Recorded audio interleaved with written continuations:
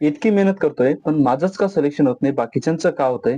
असा प्रश्न तुम्हाला कधी पडलाय का? बघा, बऱ्याच वेळेस काय झालं, आता मागे पोलीस भरती झाली आणि बऱ्याच वेळेस मुलांना त्यामध्ये अपयश आलं. ठीक आहे. बऱ्याच परीक्षा होतात आणि ज्याच्यामध्ये मुलांना अपयश येतं. ठीक आहे. मग मुलं खूप जास्त खचून जातात आणि त्यांना काय प्रश्न पडतो, की मी इतकी मेहनत करतोय, माझ्या मित्राचं झालंय किंवा बाकीच्यांचं होतंय, परंतु माझंच का होत नाही? ठीक आहे. बघा, यासाठी माझ्याकडे एक उत्तर आहे किंवा एक उदाहरण आहे म्हणू आपण.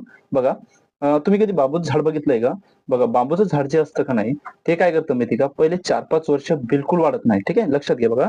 4-5 वर्ष बिलकुल वाढत नाही.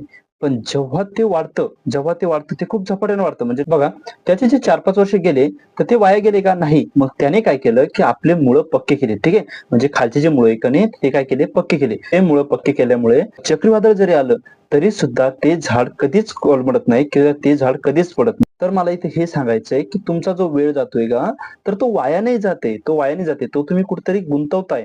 तुम्ही त्याचे जे तुमचे मुळं आहेत ते पक्के करतायत आणि लक्षात घ्या, आपण केलेला अभ्यास कधीही वाया जात नाही. ठीक आहे. जर तुमच्या एका परीक्षेमध्ये सिलेक्शन झालं नाही, तर याचा अर्थ असा होतो, की येणाऱ्या भविष्यामध्ये तुमचं कुठेतरी चांगल्या ठिकाणी सिलेक्शन होणार आहे. ठीक आहे. बघा, म्हणजे तुम्हाला काय करायचंय, की तुम्ही एकदम अपसेट न होता परत एकदा जोमाने तयारीला लागायचंय आणि येणाऱ्या भरतीवर व्यवस्थित फोकस करायचा आहे.